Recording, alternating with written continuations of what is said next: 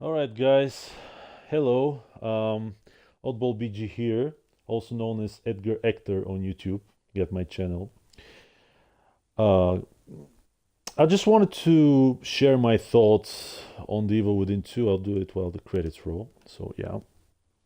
I just wanted to share my thoughts on The Evil Within 2 because it was my most hyped game of the year, of the previous year.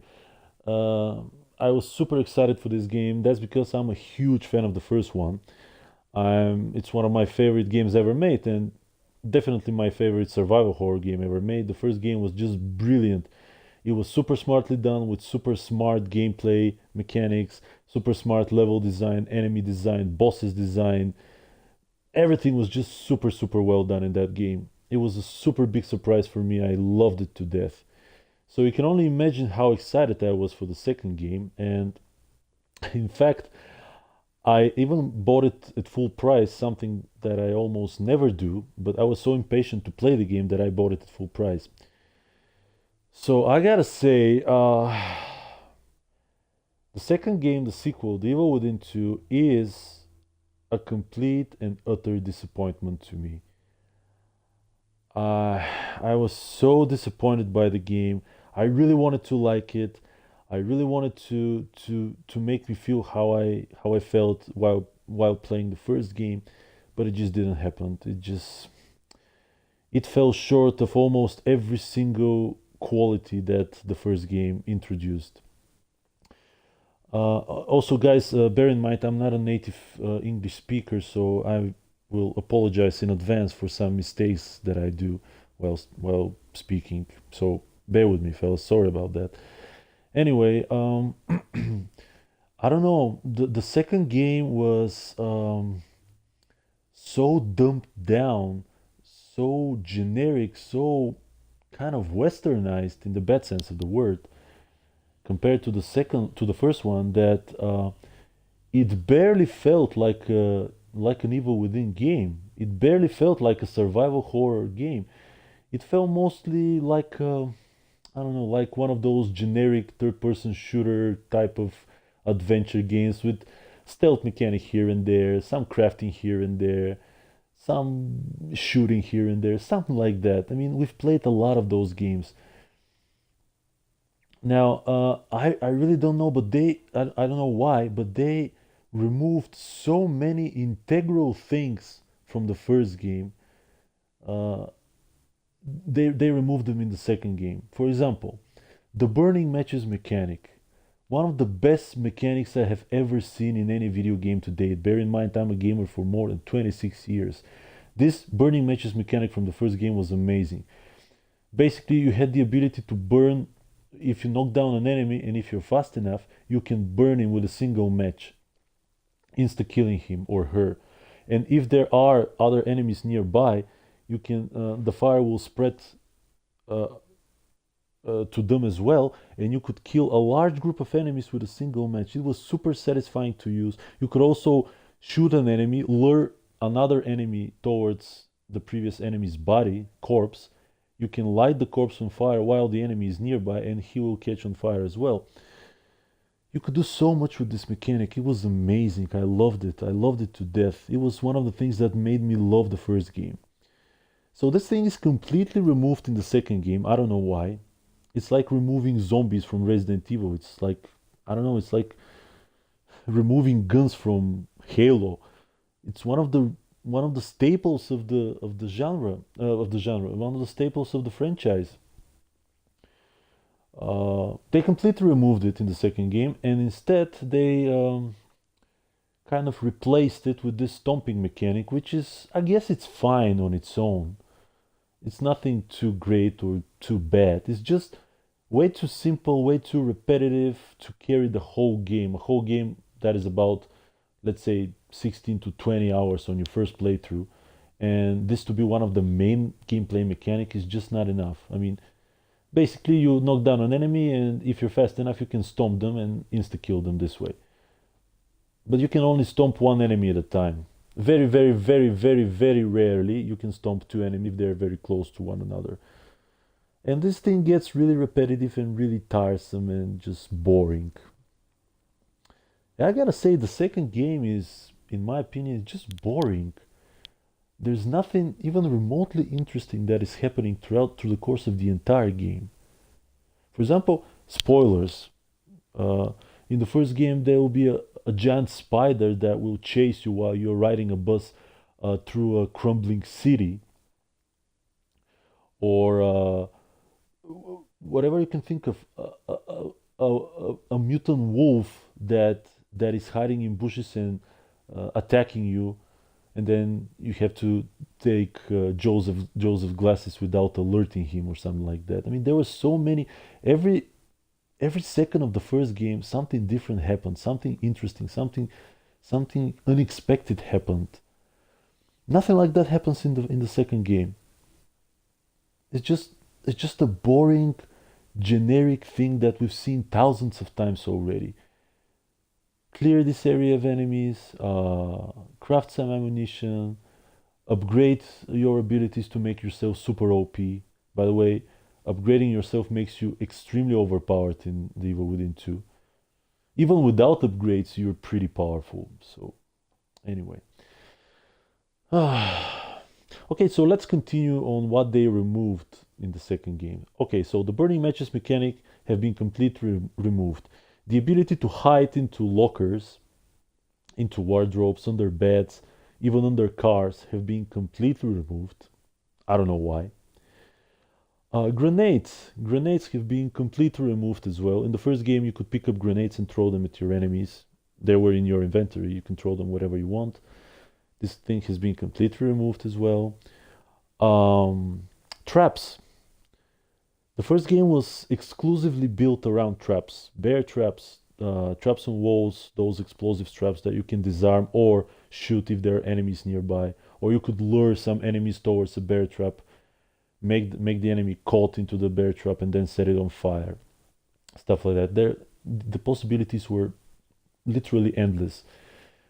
All the traps have been removed in the second game. The torches have been removed as well. In the first game, you had the ability to pick up axes like a melee weapon, but torches as well. You could burn enemy with torches. The torches has been removed in the second game. Only axes. Uh, what else? Enemies with guns. In the first game, when you go halfway through the game, enemies with guns will start to appear. Enemies with pistols, enemies with sniper rifles, where you have to be really cautious. Enemies with crossbows, sort of shotguns, and you have to be really cautious around them. These enemies are completely removed in the second game as well. Invisible enemies have been completely removed in the second game. I can go on and on how many things they removed from the second game. The Agony Crossbow has been deliberately has been deliberately made worse for some reason, uh, and it has a different name. It's called Warden Crossbow now. I don't know why. I don't know. So many things. The ability to light some environmental objects on fire. For example, in the first game, you could light stacks of hay on fire and lure enemies towards them so the fire can spread to the enemies as well. This thing is removed in the second game as well. You could only uh, light on fire some oil spills, and I guess that's it. So I mean, there are probably a lot more things that have been removed, but I cannot think of any right now anymore. As you can see, they almost completely removed what made the first game so special in the sequel, and they made something that is completely generic and uninteresting and boring. I don't know for you guys, but for me the game was pretty boring throughout the whole, throughout the whole experience. Especially near the end, the game became so easy and so boring and so uninteresting that I barely finished it. I don't know. I just wanted to be done with it, and that's it. Uh, what else? Enemy variety in the second game is almost non-existent. As you can see, Like if you've seen my playthrough, you probably haven't. Of kill everything on classic mode playthrough. As you can see, 90% of the time you're killing those super basic zombie type enemies that are um, not a big threat, even on classic mode. Uh, I mean, you can alert them, and if you run away from them and hide, talking about 10 meters away from them, even 5 meters away from them, they'll in a couple of seconds they'll just forget about you and go on with their daily business of doing nothing and waiting for you to kill them stealthily. That's it. um, they're completely unoriginal, completely easy to kill.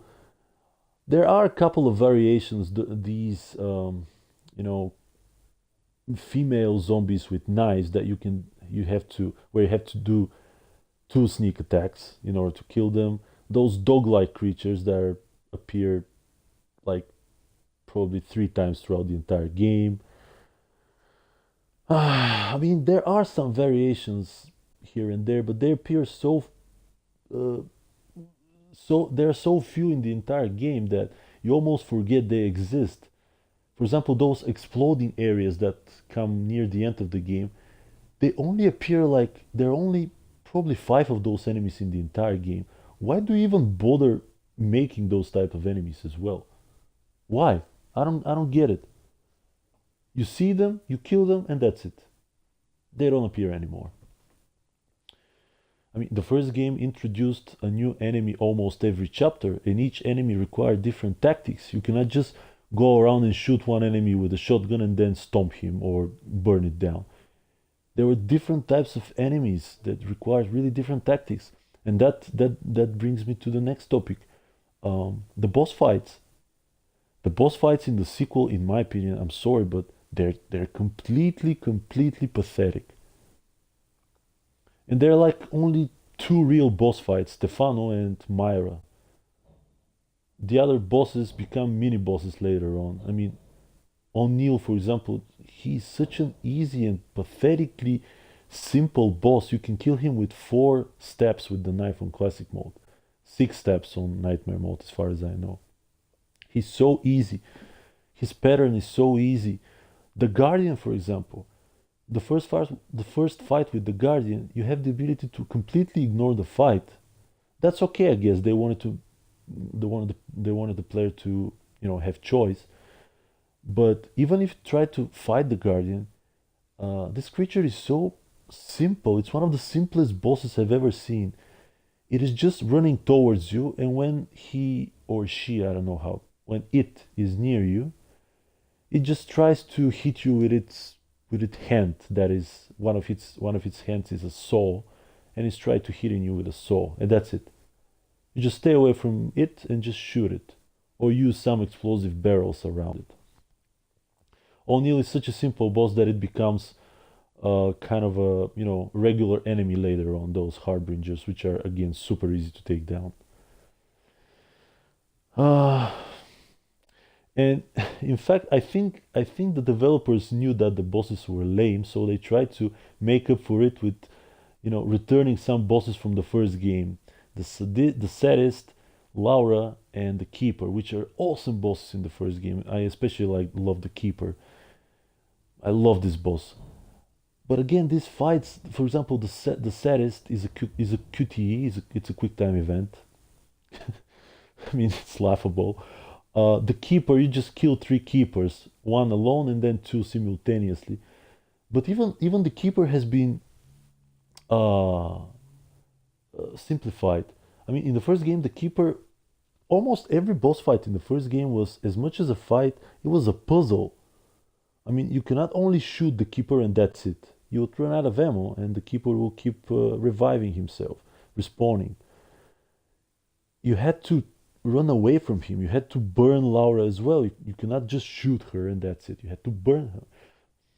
But in the sequel, even the Keeper has been simplified because he's not laying traps anymore. He's just running towards you and trying to hit you. That's it. In the first game, he was laying traps all over the place, where you can get caught like a bear trap. Laura, for example, Laura in the first game, you had to burn her, but uh, The whole level design was much more complex. You had to run from the fire yourself. I mean, you had to burn bodies, you had to burn corpses, you had to pull or push levers, had to lure her towards flames. Now you get in the sequel you got this pretty small chamber where I had to turn two handles and then burn her in the middle twice, and that's it. It's super disappointing. And the final boss, oh my god, the final boss is just it's a complete failure in my opinion. It's just the final boss is from the big book of super generic AAA final bosses, where you have this super huge creature that you can only see its torso. The creature cannot move for some reason, and the creature is trying to reach you with its hands, creating shockwaves. I mean, how many times have we seen this boss? Thousands. I've seen this boss so many times. It was completely and utterly unoriginal. And when I faced that, I was like, oh, this was the last nail in the coffin. I just want to be done with this game. So there's a lot more to talk about, but I'm glad I get it off my chest because I really felt disappointed by the game. And it seems many people like it, but I guess those people that like the game haven't played the original. Look, I get it. They really tried to make the game to sell better. So they dumbed it down intentionally, made it simpler, made it to cater towards the masses more, made it much more casual, made it easier. Yeah, the second game is much easier than the first, even on classic mode. Um, in order to generate more sales. I get that. Okay. But they failed even in that because, as far as I know, the second game sells absolutely abysmally. The second game sells one fourth of what the first game sold. So, so they failed even in that. So they deliberately destroyed the franchise, and I mean that. I think they destroyed the franchise with the second game. Deliberately made it extremely generic and forgettable to generate more sales, and then they generated less sales than the original. So that's double damage here. I mean, they completely destroyed the franchise. So if you ask me, will there be an Evil Within 3? I will most definitely say no, they wouldn't. I don't think there will be Evil Within 3.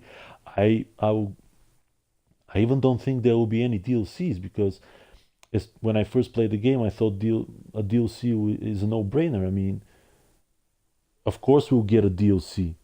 The first game got awesome DLCs. The second game should get DLCs as well, but now I'm not certain that we'll get DLCs for the sequel. So yeah, I think the whole problem is that the first game was directed by Shinji Mikami. I mean, he created this franchise, the master himself. While the second game is directed by John Johannes. Sorry if I'm mispronouncing his name. And this guy, I'm sorry, but this guy just doesn't know anything about video games and what makes video games exciting and interesting. I'm sorry. I know he directed the DLC from the first game, the DLC I liked very much, but the DLC was on the ground up of the first game, all the mechanics and stuff like that. And now he's directing the whole game.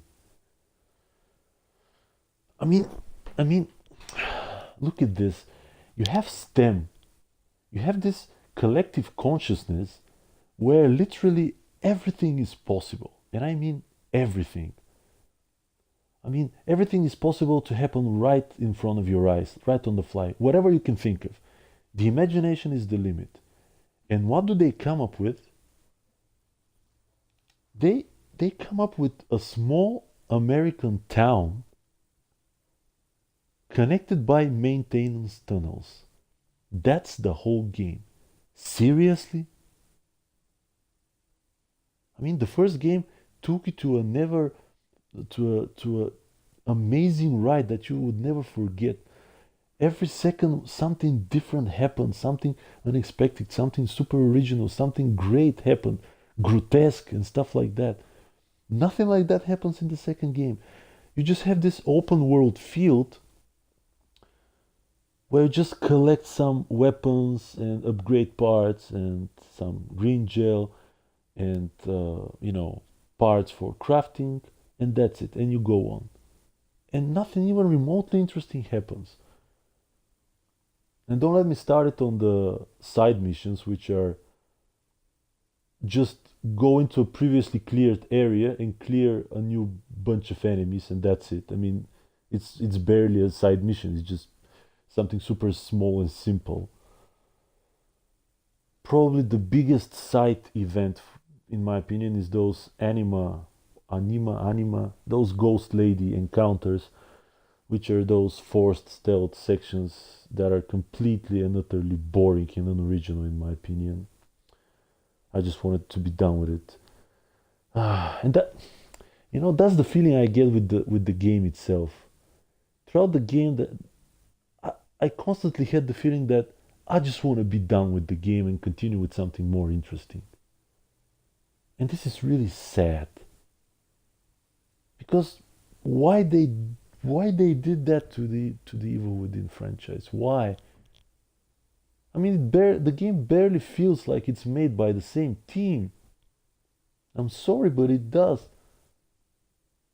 It feels like one of those non-canon entries in a franchise that is made by a different developer to try to emulate the original games. I don't know. So anyway, fellas, probably many of you won't agree with me. Probably many of you like the game very much. I'm not saying it's a bad game, bear in mind. I'm not saying it's a bad game. It's probably one of the better games of the year. But it's just so painfully inferior to the first game in every single regard that I even don't feel like it's a true sequel to The Evil Within. The Evil Within is just one, it's the first game. This is, I don't know, this is like a hollow, soulless wannabe clone or something.